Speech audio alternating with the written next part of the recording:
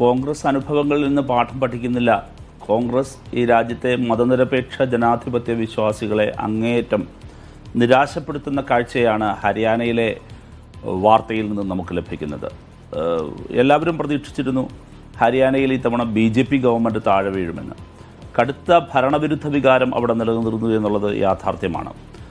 മറ്റൊന്ന്, ഹരിയാന രാഷ്ട്രീയത്തെ എപ്പോഴും നിർണായകമായി സ്വാധീനിക്കുന്ന ഫയൽമാൻ, ജവാൻ, കിസാൻ, ഇത് മൂന്നും വളരെയധികം അങ്ങേയറ്റം ഭരണവിരുദ്ധ വികാരത്തിൽ ഇത്തവണ വല്ലാതെ ചേർന്നു നിന്നൊരു സമയമായിരുന്നു.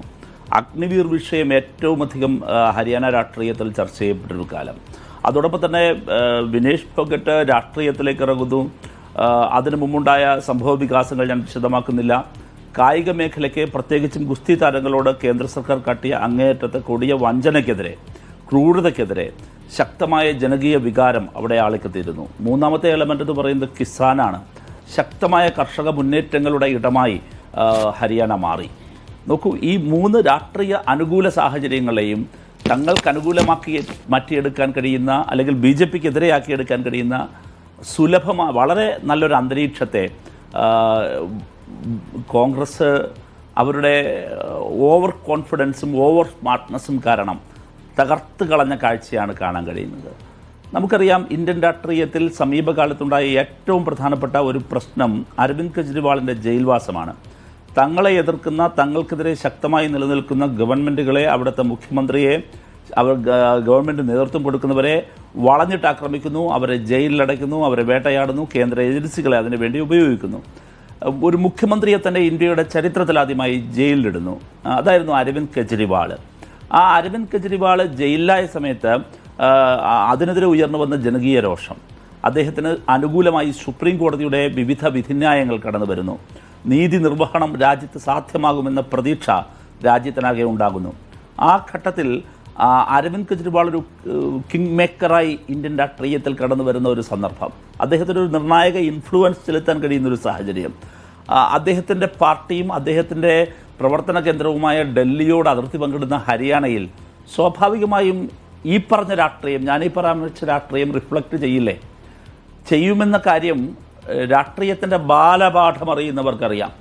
അതുകൊണ്ട് തന്നെ ആം ആദ്മി പാർട്ടിയെ യോജിപ്പിച്ച് നിർത്തുക എന്ന് പറയുന്നത് BJP വിരുദ്ധ രാഷ്ട്രീയത്തിൽ ഫൈറ്റിൽ ഏറ്റവും അനിവാര്യമായ ഘടകമാണെന്ന രാഷ്ട്രീയ പാഠം എന്തുകൊണ്ടാണ് കോൺഗ്രസ് മറന്നുപോയത്? ആ രാഷ്ട്രീയ യാഥാർത്ഥ്യത്തിൽ നിന്ന് കോൺഗ്രസ് മനസ്സിലാക്കാതെ അതിൽ നിന്ന് നേരെ തിരിഞ്ഞിട്ട് അവർ ചെയ്ത പരിപാടി എന്ന് വെച്ചാൽ അവരുടെ over confidence and over smartness, ഞാൻ വീണ്ടും ആവർത്തിക്കുകയാണ്, രാഷ്ട്രീയത്തെ മറികടന്ന്, രാഷ്ട്രീയ സാഹചര്യങ്ങളെ മറികടന്ന് ഈ പറഞ്ഞ വ്യക്തിനിഷ്ഠമായ ഇത്തരം കാര്യങ്ങളിലേക്ക് പോയതിൻ്റെ പ്രശ്നമാണ് അവിടെ കാണുന്നത്. ഇപ്പോൾ ഞാൻ നാഷണൽ മീഡിയാസിൻ്റെ സ്കോർ ഷീറ്റ് നോക്കിയായിരുന്നു. വളരെ ചെറിയ മാർജിനിലാണ് പല സീറ്റുകളിലും ഇപ്പോൾ തോറ്റിരിക്കുന്നത്. അല്പം മുമ്പ് ശ്രീ നിഷാദ് റാവുത്തർ സൂചിപ്പിച്ചതുപോലെ സൂക്ഷ്മമായി പരിശോധിച്ചാൽ അവിടെയെല്ലാം തന്നെ ഒരു ഗെയിം ചേഞ്ചറായി പ്രവർത്തിച്ചിട്ടുണ്ടാവുക ആം ആദ്മിയുടെ സ്ഥാനാർത്ഥികളായിരിക്കുമെന്ന കാര്യത്തിലും സംശയമില്ല. അപ്പോൾ ഇത് ഹരിയാനയിൽ സംഭവിച്ചിരിക്കുന്നത് കോൺഗ്രസിൻ്റെ, ഇതിൽ നിന്ന് കോൺഗ്രസ് രാഷ്ട്രീയം പഠിക്കട്ടെ. ഇപ്പോൾ പാഠങ്ങളിൽ നിന്ന്, അനുഭവങ്ങളിൽ നിന്ന് പാഠം പഠിക്കുന്നില്ല എന്ന് ഞാൻ പറഞ്ഞത് രാജസ്ഥാനിലേക്ക് കൂടി ചൂണ്ടിയാണ്. രാജസ്ഥാനിൽ നിന്ന് അനുഭവം പാഠം പഠിച്ചില്ല. പക്ഷേ അതിനുശേഷം നമുക്ക് അതിൽ നിന്ന് കുറച്ച് പാഠം പഠിക്കാൻ ശ്രമം കോൺഗ്രസ് നടത്തി. പക്ഷേ അത് ഇവിടെ വന്നപ്പോൾ വീണ്ടും ഉപേക്ഷിച്ചു.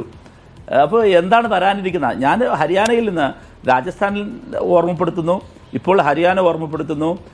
ചെറുതും വലുതുമായ എല്ലാ BJP വിരുദ്ധ കക്ഷികളെയും ചേർത്തു നിർത്താനുള്ള രാഷ്ട്രീയമായ ചരിത്രപരമായ ഉത്തരവാദിത്വം, അതിന് മഹാരാഷ്ട്രയിൽ കോൺഗ്രസ് എന്താണ് ചെയ്യാൻ പോകുന്നത് എന്നുകൂടി എനിക്ക് കൗതുകമുണ്ട്. കോൺഗ്രസ് അപ്പോൾ അതുകൊണ്ട് ഒരു ഓവർ കോൺഫിഡൻസ് എടുത്തതിന്റെ പ്രശ്നമാണ് ഈ പരാജയത്തിലേക്ക് അവരെ കൊണ്ടുപോയത് എന്നാണ് MP അഭിപ്രായപ്പെടുന്നത്.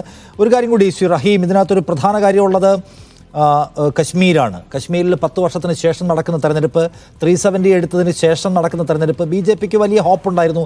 BJP നടത്തിയ പ്രചരണം എന്താണെന്ന് നമുക്കറിയാം. ഇപ്പോഴാണ് ഹാപ്പിനെസ് ഇൻഡെക്സ് കൂടിയത് കശ്മീരിൽ, ഇപ്പോഴാണ് വികസനം വന്നത്, ഇപ്പോഴാണ് ശാന്തത വന്നത്, ഇപ്പോഴാണ് ഭീകരത ഇല്ലാതായത് എന്നതായിരുന്നു വലിയ ക്യാമ്പയിൻ.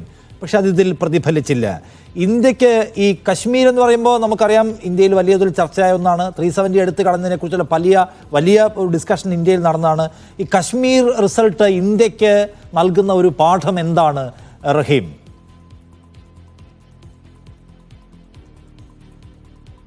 എല്ലാ വിഭജന രാഷ്ട്രീയത്തിനുമെതിരായ ശക്തമായ പാഠമാണ് കാശ്മീർ നമുക്ക് നൽകുന്നത്. ഞാൻ അതിലേക്ക് വരാം. ഇപ്പോൾ BJPയുടെ പ്രതിനിധി എനിക്കും കൂടെ പറഞ്ഞു, ഹരിയാനയിൽ അവരുടെ വലിയ ഗവേണൻസിൻ്റെ വലിയ വിജയമാണ്. അങ്ങനെ അതിനെ നിരീക്ഷിക്കരുത്. അവരുടെ പൊളിറ്റിക്കൽ എഞ്ചിനീയറിംഗിൽ, സോഷ്യൽ എഞ്ചിനീയറിംഗിൽ ഇന്ത്യ സഖ്യത്തിനുണ്ടായ ഒരു പിഴവാണ്. ഞാൻ എസ്പെഷ്യലി കോൺഗ്രസിനുണ്ടായ ഒരു പിഴവാണ്. അതുമാത്രമാണ് നിങ്ങൾക്ക്, അതിൻ്റെ ചിലവിലാണ് നിങ്ങളവിടെ വിജയിക്കുന്നുവെങ്കിൽ വിജയിക്കുക, ഫൈനൽ റിസൾട്ട് ആയിട്ടില്ല, വിജയിക്കുന്നുവെങ്കിൽ വിജയിക്കുക. എന്നാൽ കാശ്മീരിലേക്ക് വരുമ്പോൾ BJP പ്രതിനിധിയുടെ നിരീക്ഷണം അങ്ങേയറ്റം വസ്തുതാവിരുദ്ധമാണ്. ഈ പറയുന്ന 370യുടെ മാറ്റത്തിന് ശേഷം, കാശ്മീർ വിഭജനത്തിന് ശേഷം BJP അവിടെ അങ്ങേയറ്റം ഫെയിലുവറായിരുന്നു. മീൻസ് അവർ പറഞ്ഞിരുന്നു ഇപ്പോൾ തീവ്രവാദ പ്രവർത്തനം അവസാനിപ്പിക്കാൻ പോകുന്നു. എത്രയെത്ര ആക്രമണമാണ് അവിടെ സൈനികർക്ക് നേരെ ഈ പറയുന്ന കാലയളവിൽ അതിന് ശേഷം ഉണ്ടായത്. അവിടെ വയലൻസ് ഏതെങ്കിലും തരത്തിൽ കുറയ്ക്കാൻ കഴിഞ്ഞോ? അവിടെ ഏതെങ്കിലും തരത്തിലുള്ള പ്രശ്നങ്ങൾ കുറയ്ക്കാൻ കഴിഞ്ഞോ? ഇല്ല.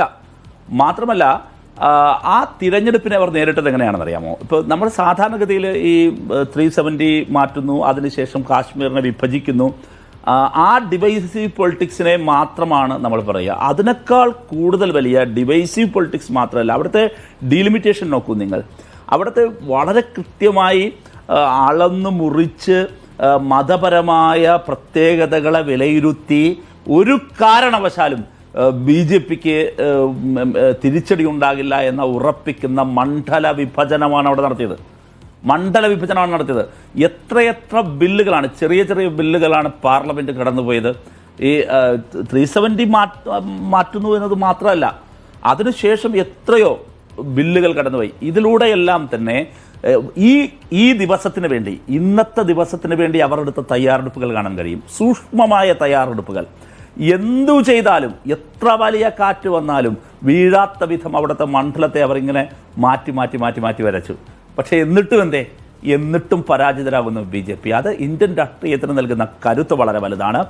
നിങ്ങൾ നോക്കൂ, അവിടെ നാഷണൽ കോൺഫറൻസും കോൺഗ്രസും തമ്മിൽ ആദ്യം ഒരു അകൽച്ച ഉണ്ടായിരുന്നു. പക്ഷേ പ്രശ്നം പരിഹരിച്ചു. അതാണ് ഞാൻ നേരത്തെ പറഞ്ഞത്. ഇപ്പോൾ നമ്മൾ സന്തോഷിക്കുന്നത്, ഇന്ത്യൻ രാഷ്ട്രീയം കാശ്മീരിനെ ഓർത്ത് അഭിമാനിക്കുന്നത് ആ ഐക്യം കൂടി അവിടെ സാധ്യമായതുകൊണ്ടാണ്. ഇതേ ഐക്യം ഹരിയാനയിൽ സാധ്യമായിരുന്നുവെങ്കിൽ ഹരിയാനയിലും സന്തോഷിക്കാമായിരുന്നു, BJPക്ക് നമ്മൾക്ക് നിരാശപ്പെടാമായിരുന്നു. അപ്പോൾ ഇത് വളരെ വലിയ പാഠമാണ്, പലതരത്തിൽ വലിയ പാഠമാണ്. മറ്റൊന്ന്, കമ്മ്യൂണിസ്റ്റ് പാർട്ടി ഓഫ് ഇന്ത്യ മാർക്സിസ്റ്റിൻ്റെ പ്രിയങ്കരനായ നേതാവ് സഖാവ് മുഹമ്മദ് യൂസുഫ് തരിഗാമി കുൽഗാമിൽ നല്ല ലീഡ് ഉയർത്തുന്നു എന്നുള്ള വാർത്തയാണ് ഏറ്റവും ഒടുവിലും ലഭിക്കുന്നത്. അവിടെ 100% മുസ്ലിം ജനവിഭാഗങ്ങൾ തിങ്ങിപ്പാർക്കുന്ന കുൽഗാമിൽ മുഹമ്മദ് യൂസുഫ് തരിഗാമി നേരിടുന്നത്, പ്രധാനമായും വെല്ലുവിളി ഉയർന്നത് ജമാഅത്തെ ഇസ്ലാമിയുടെ സ്ഥാനാർത്ഥിയെയാണ്. അവിടെ മതരാഷ്ട്രീയം മുന്നോട്ട് വെച്ചും അതേസമയം ഇപ്പുറത്തെ സെക്കുലർ പൊളിറ്റിക്സ് മുന്നോട്ട് വെച്ചുകൊണ്ടുള്ള വളരെ സ്ട്രെയിറ്റ് ആയിട്ടുള്ളൊരു ഏറ്റുമുട്ടലാണ് അവിടെ സജീവമാകുന്നത്. പക്ഷേ അവിടെ സെക്കുലർ ഇന്ത്യക്ക് വേണ്ടി ജനം വിധിയെഴുതുന്നു എന്നുള്ളതാണ് ഏറെ പ്രധാനപ്പെട്ട കാര്യം.